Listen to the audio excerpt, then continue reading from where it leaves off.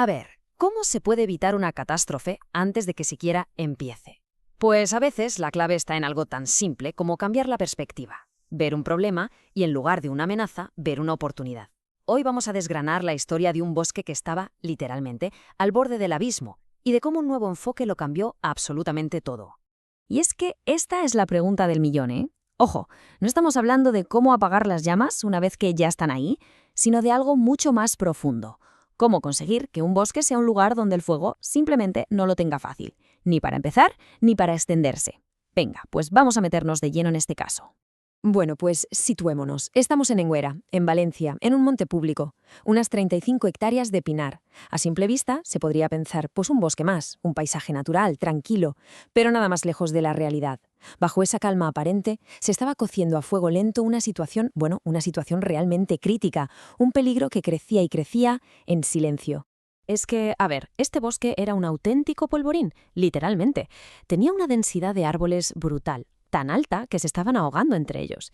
Y el suelo, imagina, una alfombra de matorral sequísimo, romero, aliaga, combustible puro, vamos, todo listo para arder. Por si fuera poco, la diversidad era bajísima, lo que lo hacía súper frágil.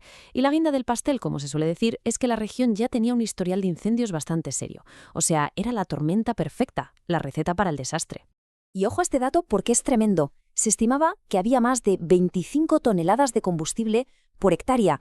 A ver, para que nos hagamos una idea qué significa eso, pues es como si cogemos el peso de varios coches y lo apilamos en un trocito de terreno como un campo de fútbol. Pero todo, absolutamente todo, es material listo para arder. Esa era la bomba de relojería sobre la que estaba sentado el bosque. La urgencia era máxima, el tiempo jugaba, totalmente en su contra. Pero, claro, aquí es donde la historia da un giro de guión. Porque sí, el gestor del monte estaba, como es lógico, muy preocupado. Pero fue un estudiante que estaba haciendo prácticas allí quien, al ponerse a analizar todo esto, vio algo más. No se quedó solo en el peligro, sino que vio una oportunidad. Una oportunidad de darle la vuelta a la tortilla.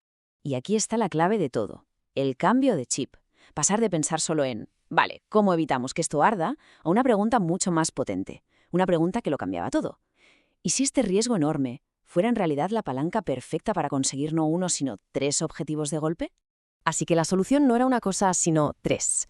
Tres ideas que funcionaban juntas. A ver, la primera, obviamente, prevenir los incendios. Esa era la prioridad número 1. Pero es que la jugada maestra era que al hacer eso, de rebote, se mejoraba la salud de todo el bosque. Y lo más brillante de todo, ese combustible tan peligroso, todo ese matorral, podía dejar de ser un problemón para convertirse en un recurso con valor. Un 3x1 en toda regla.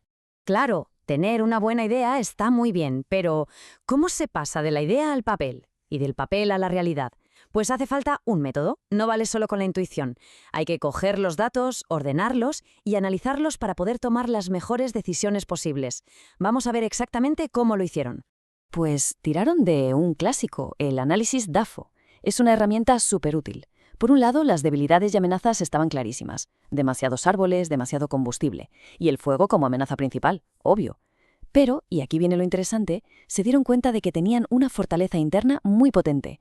El bosque tenía buenos accesos por pista forestal. Y esa fortaleza, ¡pum!, abría la puerta a una oportunidad genial. No solo quitar toda esa biomasa peligrosa, sino además poder aprovecharla.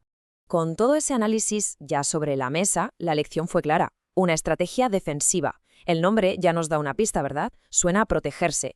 Y es que va exactamente de eso. La idea es súper sencilla, en realidad. Usar lo que tienes bueno, tus fortalezas, para plantarle cara a las amenazas más gordas que vienen de fuera. Y lo mejor de todo es que la estrategia se podía resumir en una frase, así de simple y potente. Coger la gran fortaleza del bosque, esos buenos accesos, para atacar de frente su mayor amenaza, el riesgo de incendio. Ya está. Sencillo, directo al grano y súper anclado a la realidad del terreno. Una estrategia de manual. Muy bien, ya tenemos la estrategia. Pero ahora toca lo más importante, bajarla al terreno. Ponerse las botas. ¿Qué se va a hacer exactamente en el bosque? ¿Cuáles son los pasos concretos para que esa idea defensiva deje de ser una idea y se convierta en hechos? Pues el plan de acción se basó en 2 intervenciones clave, 2 patas. La primera, un clareo selectivo. Y ojo, esto no es talar a lo loco, ¿eh? Es más bien un trabajo de cirujano forestal. Quitar con mucho cuidado algunos árboles para dejar espacio y luz a los más fuertes, para que crezcan sanos. Y la segunda pata, la reducción de combustible. O sea, limpiar el suelo. Quitarle al fuego la comida, básicamente. Eliminar toda esa mecha seca que estaba ahí esperando solo una chispita para liarla. Esta comparativa lo resume todo a la perfección, ¿verdad? Es el antes y el después. Es pasar de un bosque que era una bomba de relojería con un riesgo de incendio por las nubes a uno con muchísimo menos combustible. Y no solo eso, es pasar de un ecosistema ahogado o pobre a uno con una estructura mucho mejor, más sano y sobre todo más fuerte, más resiliente para aguantar lo que venga en el futuro. Y es que todo este trabajo no se quedó en un informe de prácticas para coger polvo en una estantería. Para nada. El objetivo desde el principio era crear algo útil, herramientas prácticas que se pudieran usar al día siguiente. Así que veamos qué salió al final de todo este proceso. Pues el resultado final no fue un tocho de papel teórico, sino un auténtico kit de herramientas listo para la acción. Que incluía, pues, para empezar, un plano de actuación, que es como un mapa del tesoro que te dice dónde y cómo intervenir. También una propuesta técnica detallada, una especie de manual de instrucciones para hacer el clareo bien hecho. Y, fundamental, una estimación económica. Porque una cosa es tener un buen plan y otra es demostrar que se puede pagar, que es viable. Y esto quizá es lo más importante de todo, que no era teoría, no eran castillos en el aire, era un plan de acción real, tangible, diseñado para que la gente que de verdad trabaja en el monte, la administración, los técnicos, las empresas forestales, pudieran cogerlo y literalmente ponerse a trabajar al día siguiente. Un puente perfecto entre pensar y hacer.